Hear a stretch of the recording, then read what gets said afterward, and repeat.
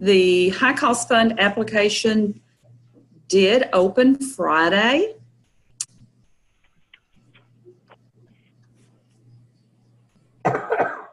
And it will be open until May the 1st, and we will notify the districts of any awards by July the 1st.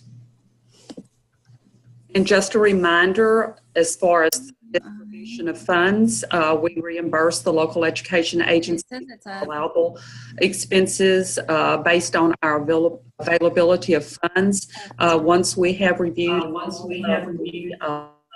applications, award amounts will be made, and if the amount of funds requested exceed the available funds that we've reserved, then the reimbursements will be prorated, and that's done on a weighted formula based on least restrictive placement.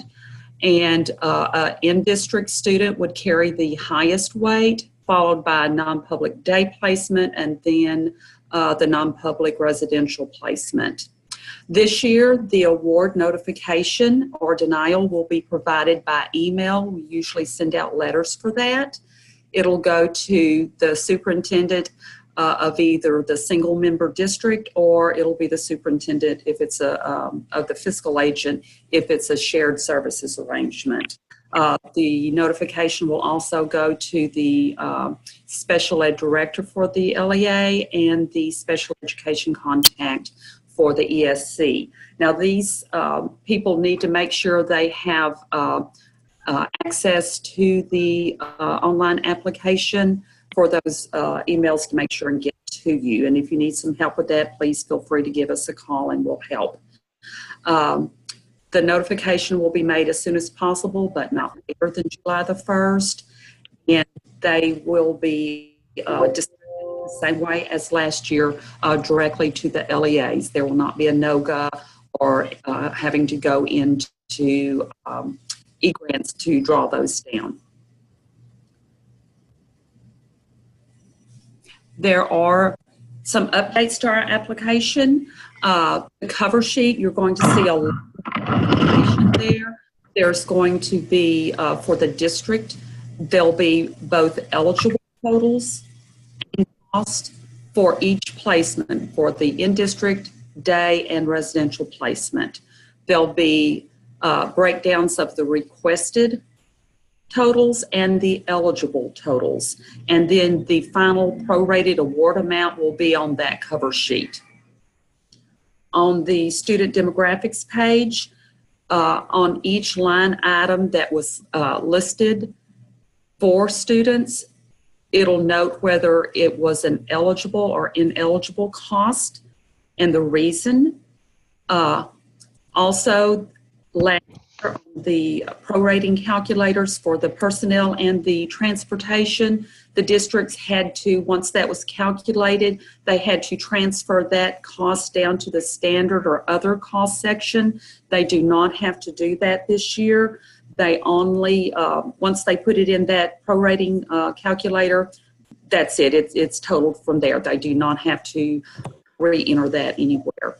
There was also an issue with allowing for multiple types of transportation or duplicated types, like putting in for 2 types of buses. One might have occurred during the school year and another through ESY. If the cost or the mileage was different, our system didn't allow the districts to enter those 2 types, so that's allowed this year. So as any ineligible costs are identified and are subtracted from that student's total, if that student's total falls below the threshold, which is $29,277 for this year, that student's total cost will default to 0, and that student will not be counted toward any awards.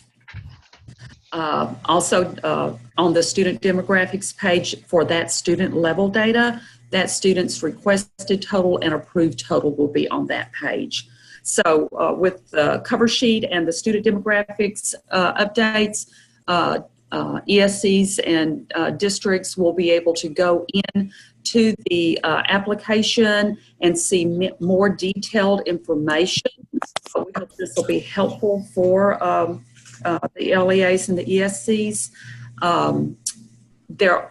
There's notations on these pages that say these are subject to change pending the finalization of the whole application. So at any time, some of these can be changing through the review process and the prorating process. So none of these are firm numbers until the very last finalization. Once again, the notification of awards will be made through email. And as far as documentation, when you have an in-district student where all that information, the IEPs, the contracts have to be uploaded when this student is entered, the district need to highlight where in the IEP that the cost is documented before they upload that IEP. So that needs to make sure and happen to ensure that that documentation is noted for the costs that are requested. First, our contact information. All of this plus a few more resources can be found on our High Cost Fund webpage. This PowerPoint, the PowerPoint that covers just the whole program for this year, and then our updated online application directions are also there.